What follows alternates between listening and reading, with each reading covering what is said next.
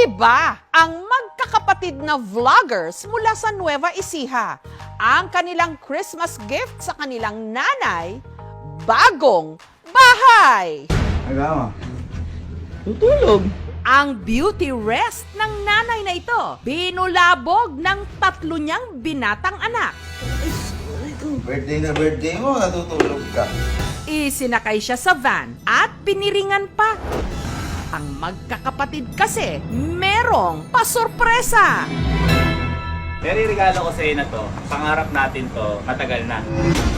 At nung tinanggal na ang piring o blindfold,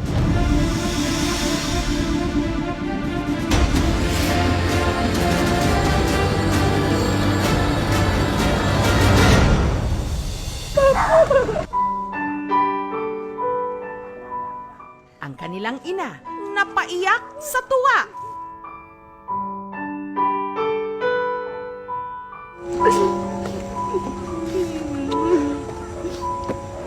Ang kanila kasing iniregalo, hindi lang isa, hindi lang dalawa, kundi 3. I repeat, 3 brand new houses and lots sa Cabanatuan City. Meron itong swimming pool, jacuzzi, home theater, at glass house. Nakikita mo kayo na to. Ito regalo ko sa'yo sa atin dito.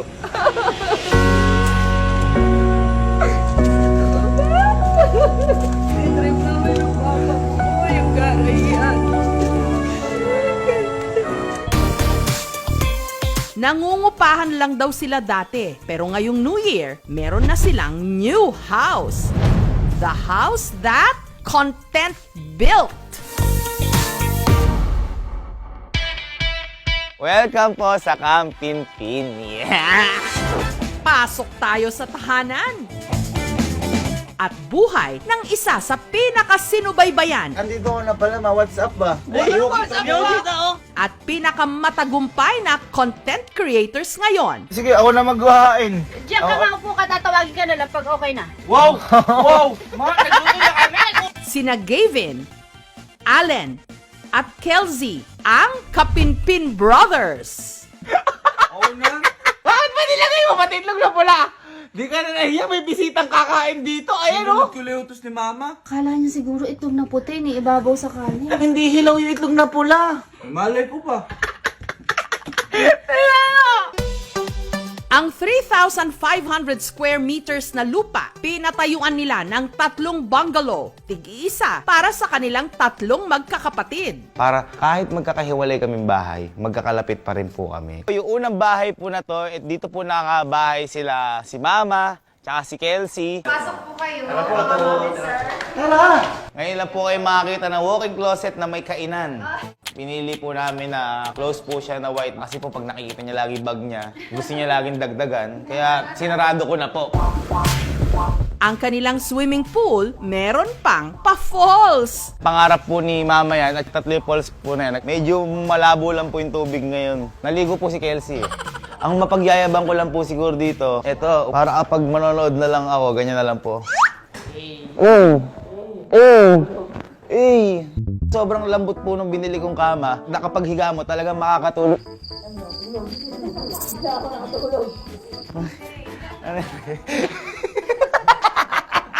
Ang kanila namang receiving area, ang pinapangarap nilang glass house. Ito po yung glass house namin. Ang birthday/Christmas gift na ito ng Kapinpin Brothers sa kanilang ina, 6 months in the making. Mula kasi nung nabili nila ang lupa at sinimula ng pagpapatayo ng bahay nitong Mayo, isinikreto nila sa kanilang Mama Beth. Hindi ako makapaniwala kasi baka mamaya pinaprat na naman ako. Lubog yung ano, lubog yung mismong ano, yung mismong linya. Ang Kapinpin Brothers nakilala sa kanilang prank videos. Bakit ba pinaglaruan niyo to? Naglalaro po kami, ito pinupukpuk ko po eh. Hoy, dahil ginawa mo yan, maglinis ka bukas ha. Honestly, ma'am, nung una, ginagawa namin yun. Uy, magulat ka nga. Parang, magulat ka nga. Parang ang hirap, tsaka mahahalata ng tao na, uy, scripted. Kaya ma'am, hindi na namin siya ginawa na parang alam yung mangyayari sa prank. Kasi ma'am, hindi talaga successful nangyari. At tsaka, peking-peking. Kaya ma'am, ang ginagawa namin ngayon, Nawala kasi dalawa kong cellphone. Hindi namin kayo pinagbibintangan. Kumbaga, tatanungin ko lang kayo, nasa inyo ba yung cellphone?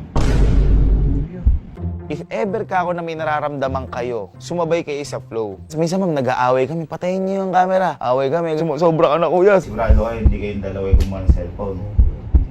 Ha? Eh ano itong nakita ko sa inyo?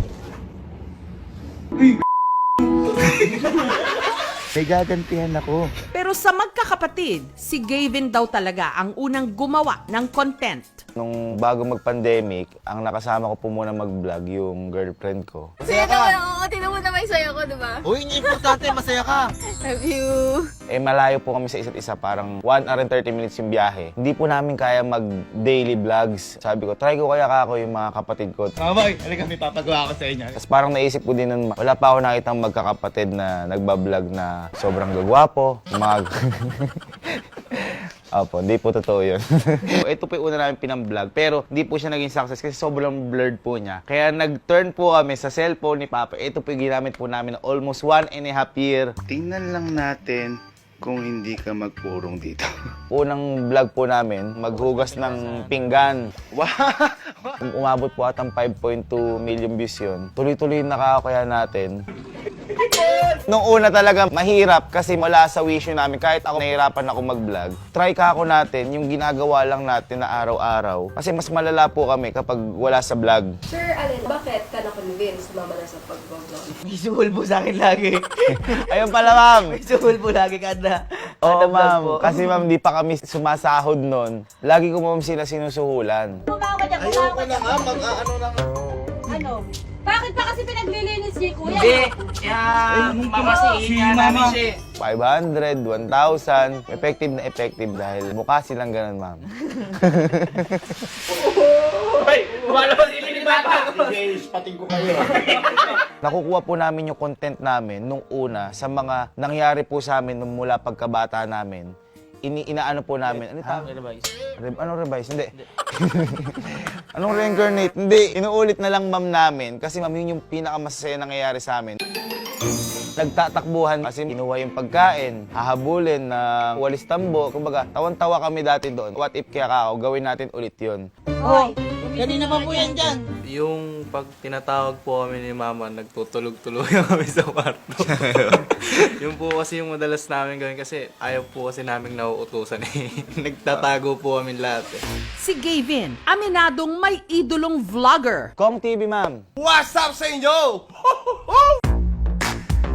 Si Gong TV po ang 50 to 60% siya po yung dahilan kung ba't ako nag-vlog. Siya po talaga dahil nakita ko po kung paano po siya nagsimula at kung paano po siya ngayon. Sobrang inspiration ko po kasi yung tao na to, si Sir Gong TV. Kaya every time na kapag nadadown ako o wala akong maisip, parang tinitingnan ko lang yan para nakakakuha ako ng malakas na energy galing sa kanya. Bago ma'am kayo pumunta dito, pinanood ko pa yung interview niyo po kala Kong. Hi po, Uy, na-miss ka namin. Kasi hanggang ngayon po, hindi pa rin po ako makapaniwala na yung sinusubaybayan ko na yon, mapapanood na sa Jessica Soy. Mas hindi po ako makapaniwala, mangyayari rin po sa amin yung nangyari sa kanila na ganito. Kasi ma'am, lahat kaming pamilya namin, kahit po yung tatay namin, siya po yung sinasabi na darating yung araw, maaabot mo yung narating ni Kong TV. Marami na ma'am chance na pwede kami makita ni Sir Kong. Pero umiilag po ako. Dahil ayokong magtagpo yung landas namin na wala pa ako mapagmamalaki. Yun po kasi yung natutunan ko sa kanya. Sabi niya po kasi, akit ka sa bubong, aim for the sky, and at least if you fall, you will fall on the roof, not on the ground. Mataas ka pa rin. Kaya pinipilit ko sa sarili ko na tumaas, na kahit papano kapag nakita kami, may mapagmamalaki ako kahit hindi niya ako makilala. At kamakailan lang, nakipag-meet up na siya kay Kong.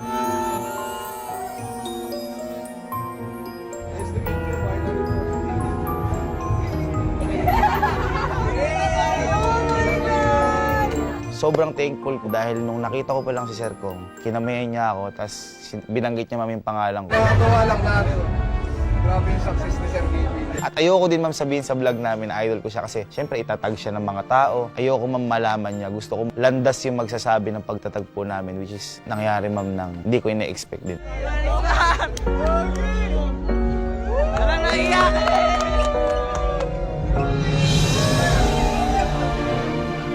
Ando po ako sa gilid nung umiiyak siya. Tumutulo na po yung sipon nito eh. Masaya po. Masaya po. Nakakayak din po kasi syempre, pangarap nga po. Tapos simula high school, pinapanood po. Unexpected po talaga lahat ng nangyari. Parang magic. Kailangan mo maghirap para makuha yung isang bagay na gusto mo. Parang magic nga raw lahat ng nangyari sa kanilang magkakapatid. Genuine nung happy namin kapag may pinupunta kami lugar tapos pinagkakaguluhan kami, syempre. Dito, tinami ng tao. Tinami tao. Yang pantalong ko. Di naman kami mga gwapo, normal lang kaming tao, di kami naliligo. Yung toothbrush namin, 4 months bago palitan. Ayun, tapos pinapansin nila kami, palakpakan. Nakakaya, ma'am. Siyempre kasi, ma'am, hindi, ma'am, kami sanay, ma'am, na ganun eh. Kumbaga, ma'am, nasanay, ma'am, kami na naglalakad, nakachinelas, or nakashort lang. Doon na nga, ma'am, akala nila nang-i-snub kami. Ang hindi nila, ma'am, alam. Hiyang-hiya kami. Paano ba namin sisimulan makipag-usap? Actually nga, ma'am, hiyang-hiya nga kami. Pinuntahan kami ng team ng KMJS dito. Hindi nga, ma'am, ako makatingin eh. So, ngayong araw guys, i-celebrate ulit natin yung birthday ko. Kaya naman tuwing may okasyon, hindi raw nila nakalilimutang mag-give back. Merry Christmas, sir. Naryang namigay ng groceries at mamahaling cellphone. Wow! Tanggap ako ng cellphone. Parang nasa kanila ng araw ang lahat. Pero sadya pa ring may kulang. Dahil katulad ng ibang pamilya, may matindi rin silang pinagdaanan nung nagkasakit sa puso ang kanilang ama. Kahit si Papa, hindi niya alam na may sakit siya. Kaya nung bumagsak si Papa, akala namin tapos na kasi umilalim sa table, umurong na yung dila, tapos dumumi. Sumisigaw na lahat, tumatawag na sa akin si Allen. Nagulat si Allen, biglang umano si Papa, bumangon na parang, ano nangyari? Na parang wala lang. Sobrang apektado ma'am kami nun dahil nung time na naka-hospital si Papa, wala ma'am dumarating pera sa amin. Kahit ma'am teacher na ako nun, ang dumarating lang ma'am sa akin, sobrang kulang para ma'am sa hospital bills. Araw-araw ma'am ako umiiyak nun dahil syempre wala kaming makain at wala din kaming mapambayad sa ospital. Ang ginawa ko ma'am nun, nag-resign na ako bilang private teacher at saka plano ko nun, magbenta ng turon tsaka lumpia. Doon, makakakita kagad ako ng pera. Hindi na ako maghintay ng kinsenas katapusan. Pwede na akong kumita kagad ora mismo. At habang ginagawa ko yun, bala ko na mag-apply sa public teacher. Kasi ma'am, di ba kapag public teacher ka, pwede kang mag-loan after 1 year ng malaking pera. At yun naman iniisip ko na pambayad sa ospital nung tatay ko. Kaya hindi ko po akalain na parang makakatagpos kami that time dahil parang bawat galaw po namin and anytime po pwede nang mawala yung tatay namin kasi may tani nga po yung tatay namin. Sobrang hirap po talaga. And that time din po, hindi pa kami sumusweldo sa pagbablog. Doon po sinabi sa amin ng tatay namin na ituloy nyo na lang yung pagbablog. Kahit papano, may nakikita ako sa inyong potential. And doon din ma'am sa hospital na yun, doon pumasok yung unang sahod namin na 5,000 pesos. Kumbaga po, siya po talaga yung unang naniwala sa amin. Ay, lumalabas ini ni Bata. Guys, pating ko kayo. Sobrang hirap nung mga araw na yun. Sobrang saya yung vlog mo. Pero anytime pwedeng mamatay tatay mo. Yung ibang tao akala nagbabakasyon kami sa Maynila. Di nila alam nakaswero na yung tatay namin. 50-50 na yung tatay namin. Pero taong 2022, Ano ma? Ano ma? Mama? Papa? Papa? Papa? Mama?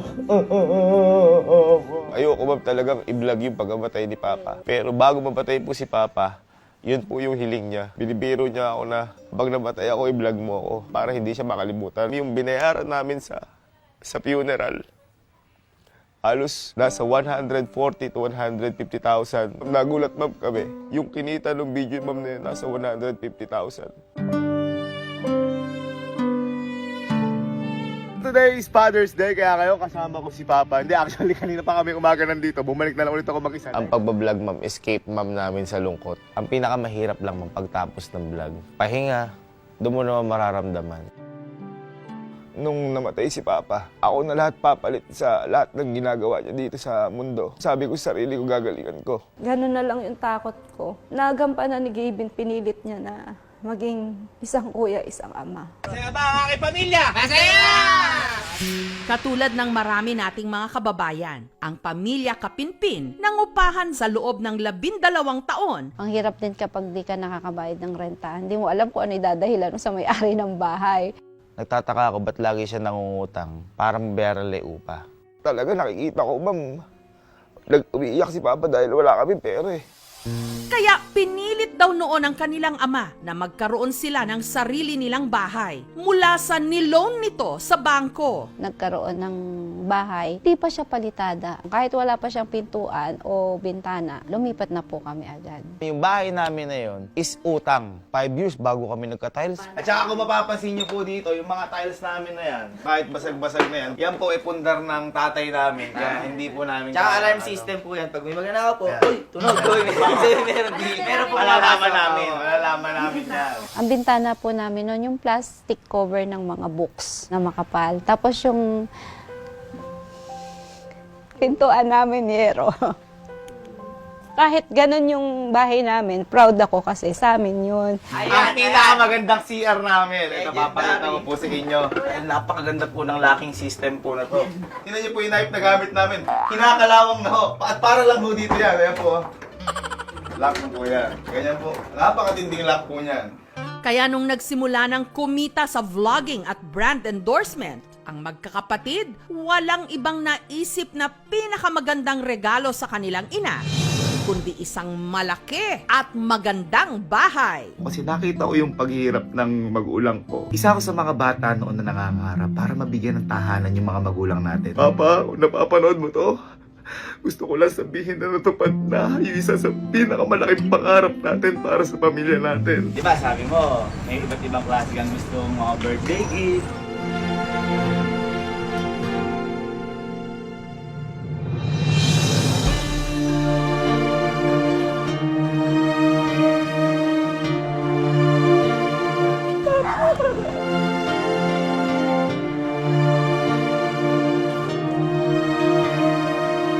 Regalo ko sa'yo sa atin ito.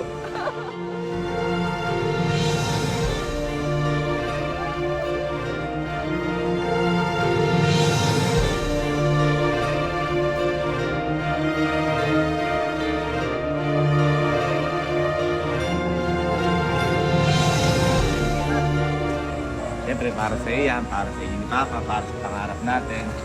At least ito ngayon, hindi na natin masasabi nagre-renta tayo. Yan! Uuwi na tayo sa bahay natin. Nawala ako sa sarili ko, hindi ko alam kung saan ako pupunta. Hindi ko alam kung hahawakan ko ba ba to. Akap lang ako ng akap kasi parang kulang yung salitang salamat. Excited ka ba? Nakabahan niya ako. Ano ba to? Pati ang bunsong si Kelzy, nagulat sa surprise! Kaya po namin sinikreto sa kanilang lahat po, kahit kay Kelsey po, para hindi po siya ma-spill na once na dumating po yung point na isusurprise na po namin.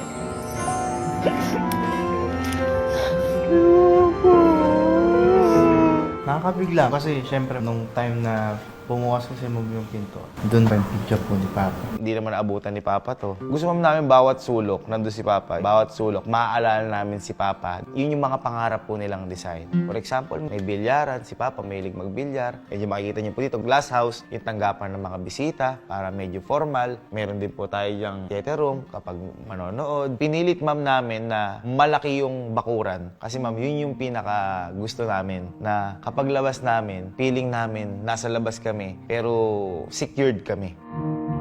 Ganda ng bahay kasi tas lalo nung gabi. Naiyak na lang ako noon eh. Hindi ko naisip na parang may ganito na pala kami. Kasi dati nag-aaway pa kami sa kwarto. Ito na yun, ito na ma'am yung pinaghirapan. Wala mang pagsisisi, sobrang sarap sa paka. Kasi ma'am, hindi rin biro yung gastos na ginawa namin dito. Pero hindi rin po biro yung saya na dinulot sa amin na to. Dahil hanggang ngayon po parang nananaginip kami kapag gising namin dito. Grabe, may swimming pool, walang entrance. May aircon. Sobrang laki niya ma'am para sa amin. Nakakahingal ma'am, lumakad. Nung malapit na matapos, talaga ma'am, nagtatalon ma'am ako dito, naguhubad ma'am ako. Sa amin na ba to? Ano na ba nangyari? Kasi ma'am sa loob ng 6 months, paano sa isang pitik nga lang po ng Diyos, nagkaroon kami ng ganito na paggawa namin. Kaya ma'am, sobrang thank you sa lahat ng sumuporta sa amin kasi kundi ma'am dahil sa kanila wala ma'am kaming ganito. Marahil isipin ng iba, kumpleto na ang kanilang kaligayahan. Pero hindi ba't masakit ding matupad ang mga idinadalangin na hindi na ito naabutan pa ng mahal sa buhay? Pinipilit ko po na abutin ma'am lahat kahit nawala na si Papa para ma'am sa pamilya na namin. Sobrang lungkot. As in, gabi-gabi hanggang ngayon may time na umiiyak ako. Kasi nakakaiyak dahil yari ma'am, nakabili kang sasakyan, makikita mo yan. Pero kanino mo pagmamalaki? Oo, kay mama, pero hindi mo kumpleto. Eh ma'am, yung pinakamahirap ma'am sa amin. Mahirap ma'am lumaki ng walang tatay. Feeling ko kung nakikita niya ma'am lahat ng nangyayari sa amin. Sobrang proud nun kasi lagi ako yung takbuhan niya eh. Kapag may desisyon din, kapag di sila nagkakasundo ni mama, parang ako po yung sinasabihan niya na lahat ng plano niya para sa pamilya namin. Sobrang hirap lang ma'am na nawala yung tatay namin. Ayan, nandito na kami.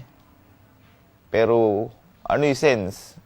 Sayang pa, no? Andito kami ngayon sa bahay. At kahit kumikita na sila sa pagva-vlog at meron ng mga naipundar, alam pa rin daw nila ang kahalagahan na makapagtapos ng pag-aaral. Kahit ma'am ganito kami, loko-loko, makukulit, walang araw na pinabayaan ma'am kami nung magulang ma'am namin sa pag-aaral. Kung buhay pa si Papa ngayon at si Kelsey umabsent dahil sa pagbablog, Patay ako. pero ma'am kami, ang goal lang talaga namin lahat is makatapos para may mapagmalaki. Kasi ma'am yun, sobrang laking kayamanan sa amin nun eh. Sobrang sarap. Hindi ko ma'am nararamdaman yung hirap. Pagdating sa pamilya ma'am, alam ko na nung namatay si Papa, ako na lahat papalit sa lahat ng ginagawa niya dito sa mundo. Kaya ma'am, sabi ko sa sarili ko, gagalingan ko. Nung una ma'am, natakot ako baka hindi ko kaya yung ginagawa ni Papa. Kaya mawawa ng Diyos, parang nakabantay sa amin si Papa. Siguro ma'am, 2 taon na akong puyat. Kahit ma'am walang tulog, hindi ko ma'am nararamdaman yung pagod. Kasi ma'am, syempre, ang lakas mo yung pamilya mo. Kaya ma'am, sabi ko sa sarili ko, never ako mapapagod sa pamilya ko. Sa nakalipas na mga taon, marami na tayong nakitang content creators. At kahit pa yung mga may formal na trabaho na naabot din ang kanilang mga pangarap. Ngayong 2024, i-claim mo na sa kabila ng mga pagsubok, ikaw na ang susunod na unti-unting bubuo, hindi lang ng iyong dream house, kundi pati na rin ng iyong dream life. Proud ako pinaramdam nila na mahal nila ako, nanay nila. Binigay po talaga nila lahat. Siguro ma'am, pagdating ng panahon, hindi naman ma'am nauubos yung pangarap. Pero ang maganda lang ma'am doon, hindi rin natatapos abutin namin yun kasi hindi ma'am kami napapagod para sa pamilya namin.